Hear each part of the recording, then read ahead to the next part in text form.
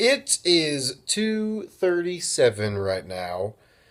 I don't know what it is, but I seem to often find myself recording at around 2:30 in the morning. It is what it is.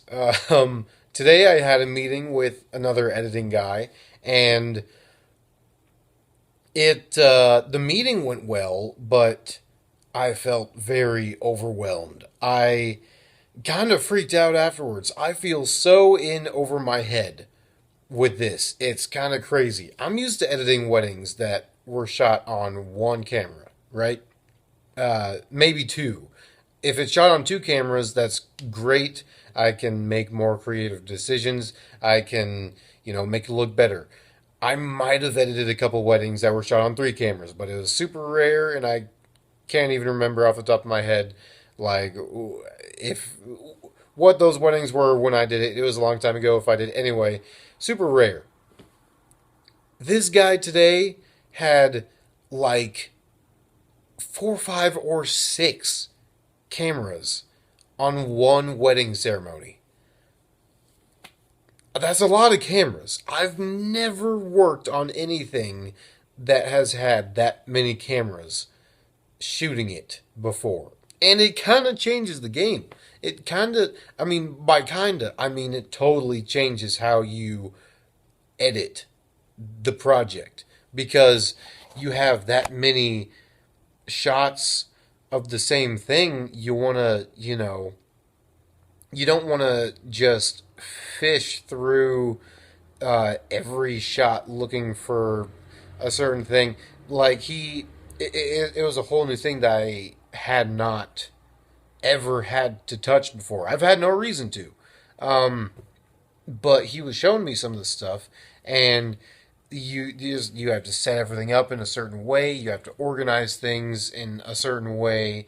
You have to name the clips and stuff like that. It's kind of it's kind of complicated, and honestly, like my computer couldn't really even do what he was wanting me to do because it was he had it set up to where there were these four little boxes, right?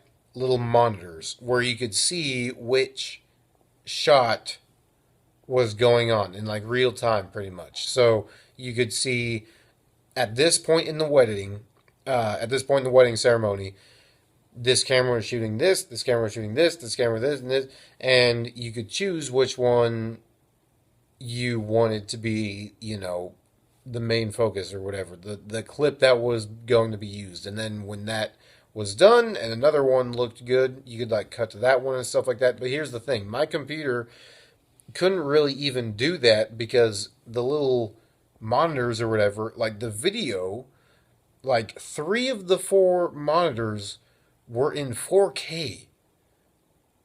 So you have like four different like video screens, so to speak, showing video, three of which were in 4K, one was in 1080, and like my computer's trying to like process that, and it was lagging really bad. And so I can't do that, but I'm curious if I'm going to be able to. Like he told me to work on the pre-ceremony, which is kind of a different story, as well as like the cocktail hour and stuff like that. So I have some stuff to work on, but I just don't have that powerful enough of a rig to be able to do that type of editing. And part of me is like freaking out and is like, holy crud, I don't want to do this. But then another part of me is like, this would be really good for you to learn because it'd make me more marketable. It would be, it would just be a good skill to learn. So, I don't really know. I don't know how it's going to go from here, being as I can't even learn it if I wanted to because of how bad my computer lags. But I don't know. We'll see in the future, what I have to learn. But this guy, he's the real deal. He was the videographer for Magic Mike's, no, not not Magic Mike's, Magic Johnson's 25th wedding anniversary. He was the guy. He was the guy that like shot the video and is like Well, I think he might have already edited it. But yeah, so he has some, like he said, he's like flown around the world and stuff like that. Crazy successful guy in the realm of wedding videos. So it's kind of insane. But I mean, he seems like a good guy, and he, seemed willing to teach me and stuff like that. So that's cool. But my brain is just freaking out, like, holy crud, going from what I'm used to this. Oh my goodness. But hopefully I'll be able to, you know, learn quick, and it won't be that steep of a learning curve. Uh, but time will tell, I guess. Tonight, I also had my rehearsals, which went pretty well. It was very productive. I just, like, I memorized my lines, but then it's kind of a different story to actually say them live with other people. So that was a little rough. I had to still use my script quite a bit.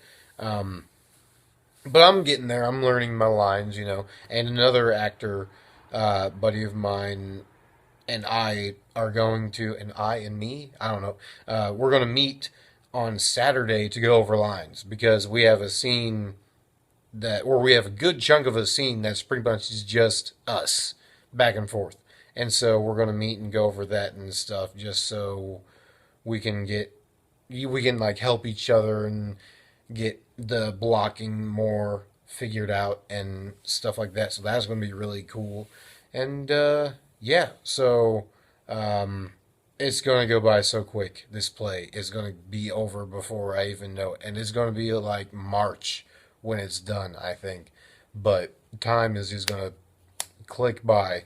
So, click by? What? It's going to clip by? It's going to go quick.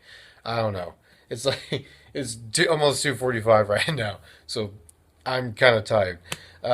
Tomorrow, I'm just going to edit during the day. I think I'm going to call the job firm place and let them know that I'm available to be submitted for like simple, well, I say simple, but like data entry jobs, just to have something kind of steady, hopefully, while I'm trying to get this editing stuff figured out.